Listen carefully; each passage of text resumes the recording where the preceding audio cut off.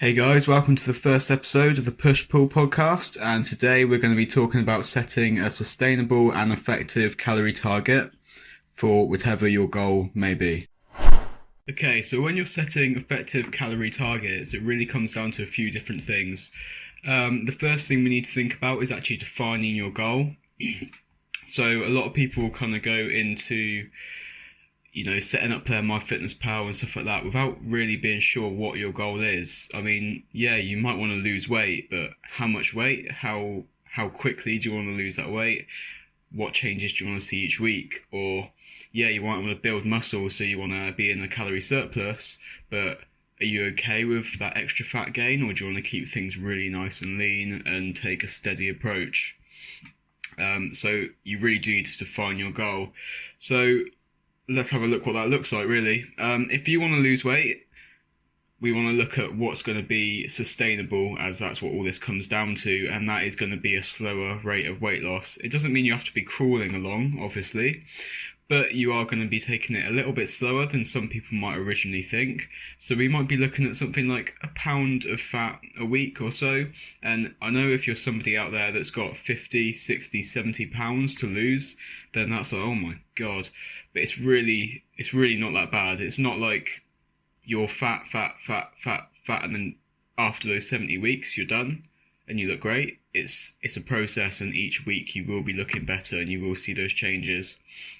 And you do want to take things slowly to minimize that muscle loss. Obviously, there's a lot of other things you can do to minimize the muscle loss, but taking it slowly is just going to help slow down, because you'll be in less of a deficit.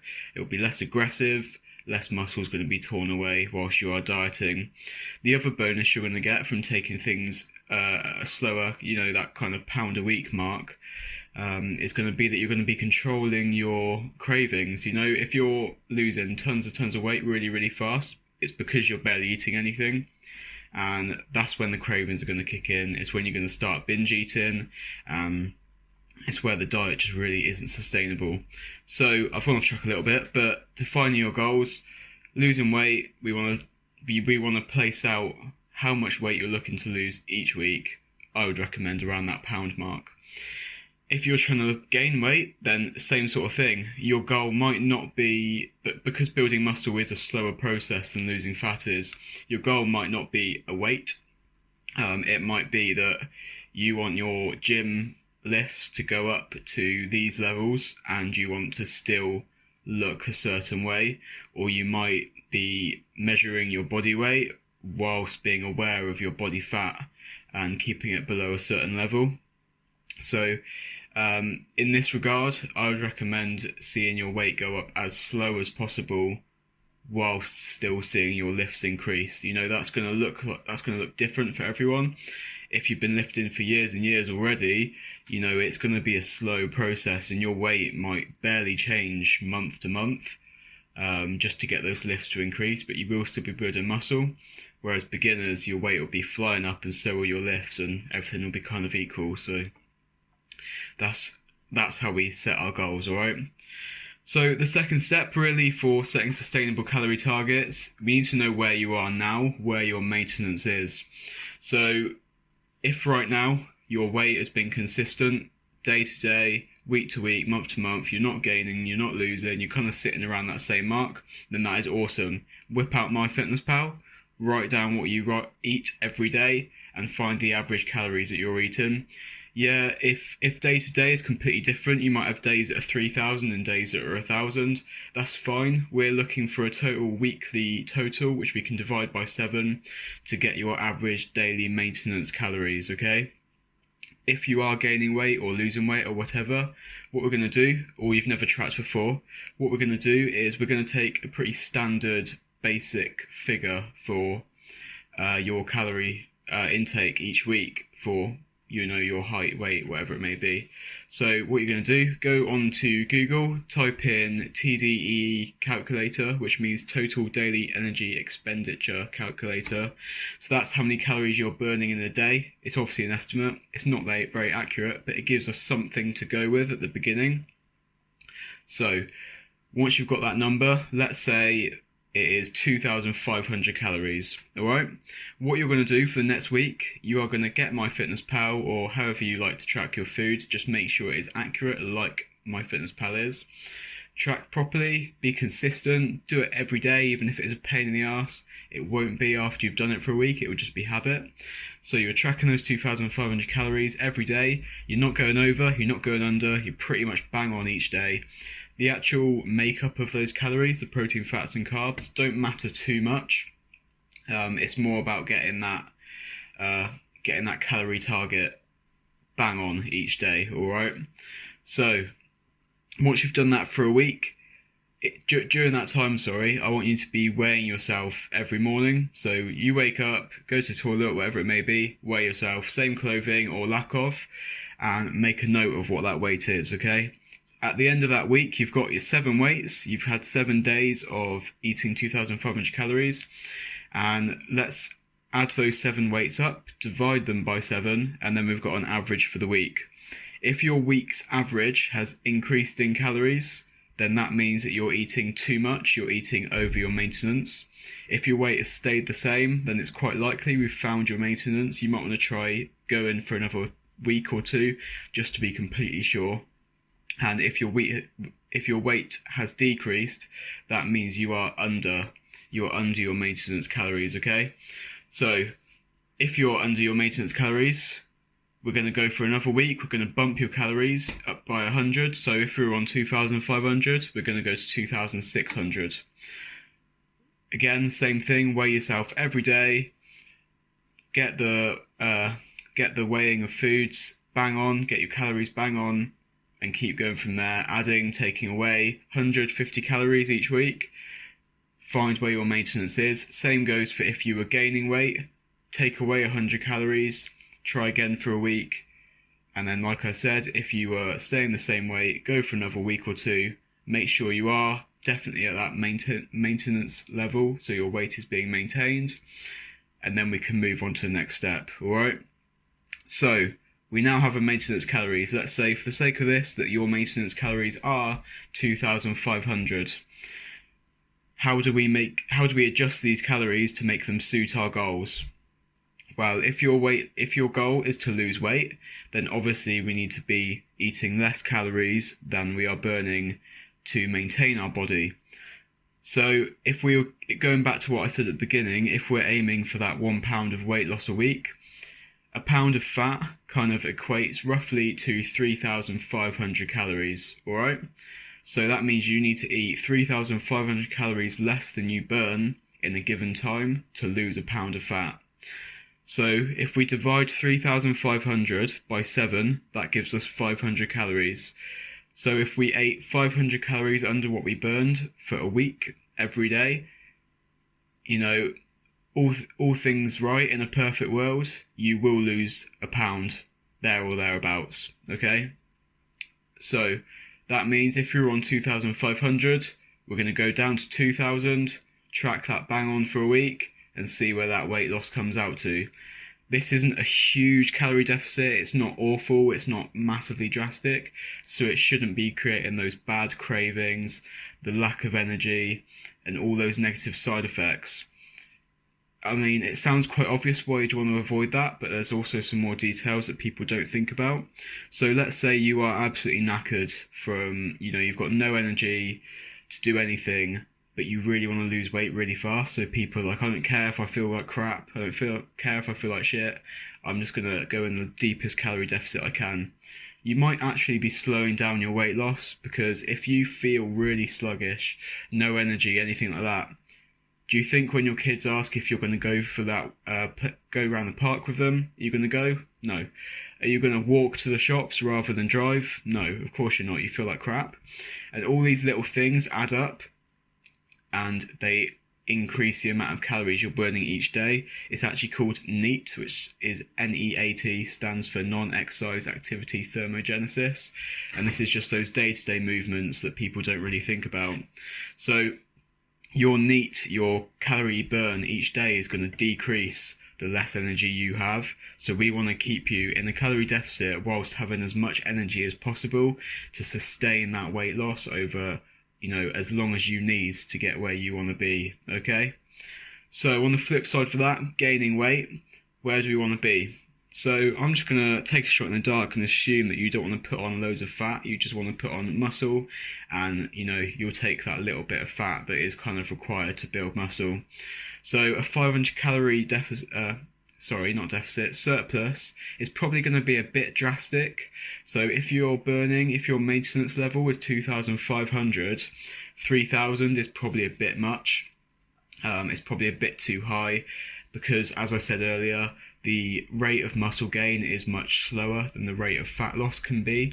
So if you are, you can't be gaining a pound of muscle a week unless you are a complete beginner to the gym and lifting weights. So if you set your calories to 3,000, it's likely that you'll be gaining a pound a week, but 10% of that will be muscle, 90% will be fat, and that's not ideal, really, is it? It's not what we want. So where our calories want to be is more like 200 more than we're burning. So if you're at 2,500, you can go up to around 2,700 calories and be pretty sure that your physique won't be ruined. You'll still look pretty much the way you do now. So if you're quite lean and muscular, you will still look lean and muscular in a few months' time, which means that this diet is sustainable because you'll still be happy with the way you look. It's also not a ridiculous amount of food, hopefully, unless you've got a really high maintenance level. You won't be shoveling in loads of excess calories, and you won't be getting most of those calories from junk foods just to reach high levels. So this is really where sustainability is going to really come into place, and you will be a comfortable calorie surplus where you can build muscle and maintain leanness throughout. Okay, so now we've pretty much set up our calorie targets, but to continue the sustainable approach, so I'm tripping over my own tongue, to continue a sustainable approach, we also need to look at the macronutrient breakdown of those calories, because if you were to eat 3,000 calories or 2,000 calories of pure carbs, that's probably not going to be great, even if you will be losing weight at the same level. So first off, we want to look at protein, okay? We need to set protein to begin with because it is, one, it's an essential macronutrient, but two, it is also vital for maintaining muscle and potentially building muscle if you're new during weight loss. So we really need to make sure that our protein intake is at the right level. For this, we're going to take your body weight in pounds, and we're just going to go for 1 gram of protein per pound of body weight that you have, okay? So if we've got a guy that's 180 pounds, he's going to eat 180 grams of protein a day. It's slightly more than you need to be optimal, but because it's not going to do any harm, and it's going to make sure every day, even on your lower days, you're in that optimal level, it's going to be great. Also, when you are dieting, it's going to help sustainability because protein is going to help fill you up for longer, and because it takes longer to break down, longer to digest, and it's also the most thermogenic macronutrient, meaning you burn more calories when you actually digest it. We're looking at something like 15 to 25%. Which is, it's pretty huge, it's drastic. So that's protein. After that, we have fats. We want fats to be at a healthy level because they're going to help regulate your hormones. They're going to also help keep you feeling full. So this is going to be really important for making sure you don't feel like crap, you don't feel grumpy, you're not snappy, all these things that people associate with dieting. And it's also going to help you keep full when you are dieting. And on the flip side, when you're gaining weight, we need our hormones to be spot on so that we can have the right levels of testosterone, etc., to build the muscle that we are obviously aiming for. So with your fats, there's a few ways you can go about it. You can set it to around 20 to 25% of your calorie intake, and it should be okay, and that will work for a lot of people. Or you can just go for a ballpark number, which will be a healthy number for you. So I wouldn't want to see anybody really eating less than 40 grams of fat a day. Higher than that is fine, as long as it kind of fits into your calories in a sustainable, enjoyable way. Just don't go lower than 40 grams of fat, okay? Now that we've got our fat and our protein set, we're just going to fill up the rest of those calories with carbs. And that's going to be something that is sustainable. It's going to keep you having energy. I know people are really keen on keto and carnivore and all these things lately, and it's not that I disagree with them at all. I think for some people they are the answer. I think for some people they're great. I think right now I'm talking to myself, but I'm trying to talk to the majority, and I really do think that for the majority of people, what's going to be sustainable is balance. It's not an extreme, which is what keto or carnivore or all these kind of things are. They are extremes, and extremes aren't sustainable. Okay, so moving on to the last section, and that's going to be monitoring. Obviously, once we've set our calorie target, we need to keep an eye on whether this is still going to be effective and still going to be as sustainable as time goes on.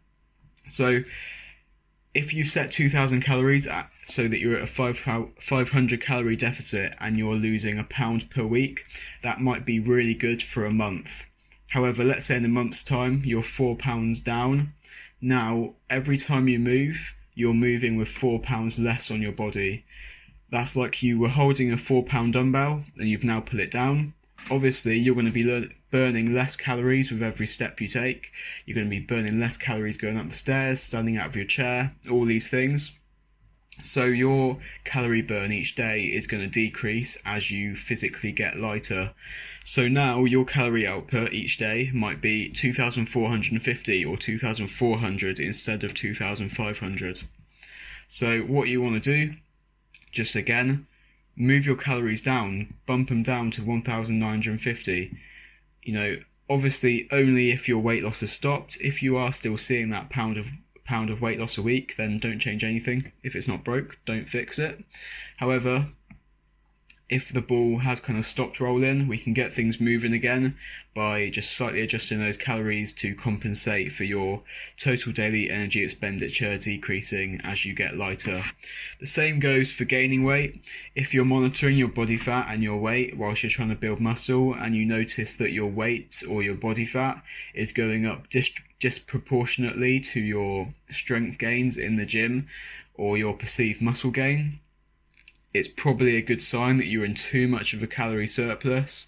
And to battle this, you either want to move a bit more, throw in a bit of cardio each day to bring up your TDE to meet your intake a bit closer, or you can just take down your calories. So if you're in a 200 calorie deficit, you thought maybe take away 50 calories, 100 calories, and go to slightly lower calories, but still where you are above your maintenance calories, so you will still be encouraging that muscle growth and supporting your body with what it needs. Alright, so that is everything, guys. If you follow this approach, I'm pretty confident that you will get a sustainable calorie target and you'll be able to reach your goals and sustain them weeks on weeks and months on months. Obviously, if there's any questions, do comment, do message me, find me on social media and let me know. More than happy to help. Thanks so much for listening, guys, and I'll see you in the next episode. See you later.